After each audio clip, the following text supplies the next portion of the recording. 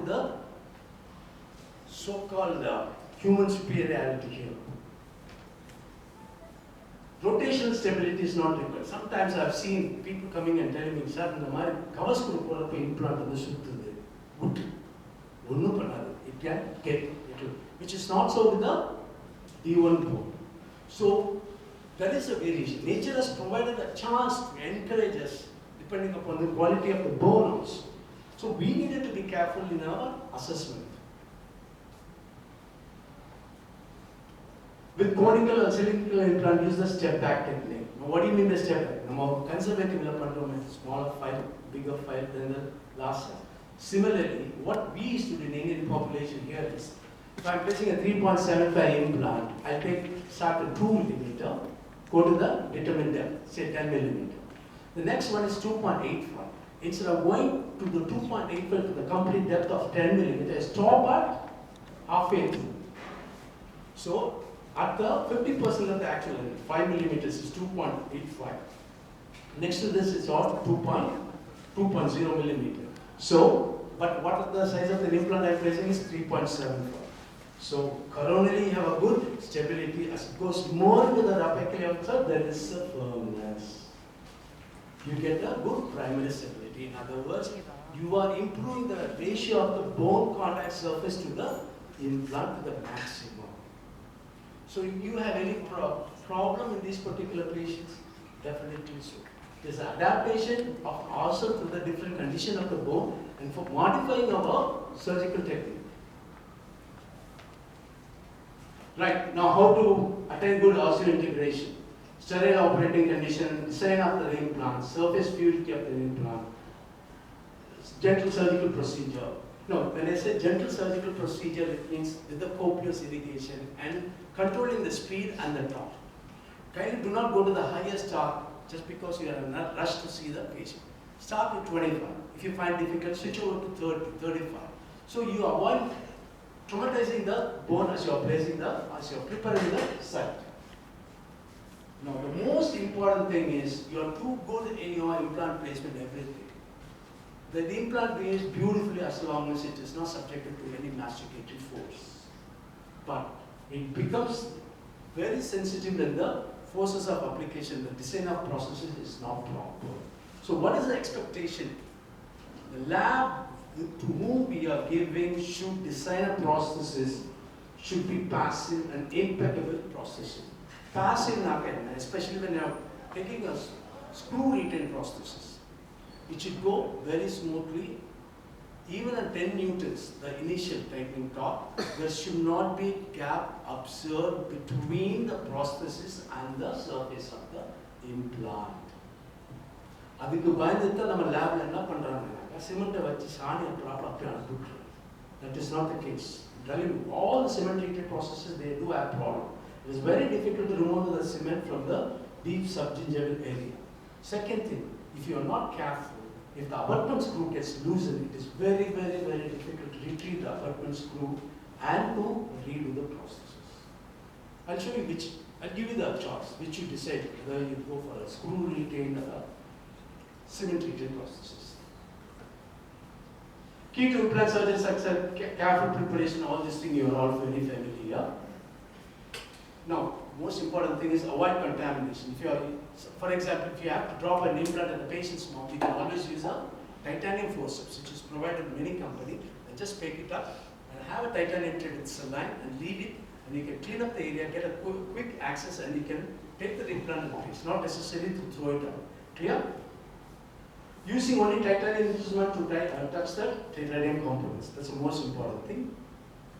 Maintaining a sterile technique, not touching titanium implant with gloves, because the formation of that, that sulfides that are present in the rubber gloves can contaminate the surface of the implant. Therefore, you should avoid all those things, suction tubing or anything other than titanium. Yes, coming to the surgical procedure, we have exposed. Now, this particular round burr is a favorite burr of mine because this helps you to assess the quality of bone as you do the osteotomy. Yeah? And it can also, the diameter of it is about 2 millimeter. So if I go into the depth which covers with a good resistance, I mean the bone or the particular patient got about 2 millimeters of cortical bone. If it dips so easily inside, then I would come to a conclusion, the bone is too soft. Yes. So, more than the radiographs, blah, blah, blah, blah, the very, very tactile sense of that you are given by Mother Nature is the best diagnostic factor what quality of the bone that the patient has. That's why we call the ground bone as a guide bone. Clear? Once that is done, here you have assessed the quality of the bone. Next one is you are enlarging the site by 2 millimeters. Yes? You have a definite path. Now you want to know the direction is proper or not. This is the third component where the diameter of this is about 2 millimeters. This is about 2.85 millimeters. You insert the direction indicator into the prepared socket. Now what do you know? You know how, whether especially the multiple tooth, we needed to orient the relative parallelism between the adjacent implants for the ease of fabrication of your processes and the proper loading of the load carrying implant. So that is called a direction indicator. That is one purpose. Second purpose, what happens as you do the preparation, the blood oozes out from the socket. By inserting so, what happens is it acts as a mechanical blockade, hemostat. You don't have to go, sometimes if the vascularity is very high, it oozes from that. You can always insert the direction indicator to act as a mechanical hemostat. That's an advantage we have. Then we go to the next enlargement, then turn it upside down to avoid that. Once everything is done, assess the depth of the prepared socket, place the implant, and place the cover screw, and switch the implant. So this is the classical procedure of gradually increasing in size as you do the osteotomy. So this is all our preparatory stage. I'll rush into it. So we have these surgical drills. You can see this is for the mandible, the relative parallelism. Now, me being the right hand man, I always start with the left hand because that's going to be the difficult area. Let's start from the difficult area and come to the easier area. Clear? Now you can see the relative parallelism as you place the implant. That's an act of direction indicator. By having the direction indicators into the site, it prevents blood flow to the other side, so giving me a good access and visualization. So finally the implant was placed, switches are placed. Now, when this is conditioned, do not give the patient the denture immediately. Allow the good for at least wait for 2 weeks and relay the denture and you can give it to the patient. So this is the finished area.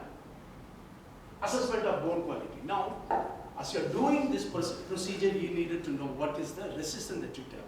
Is that clear?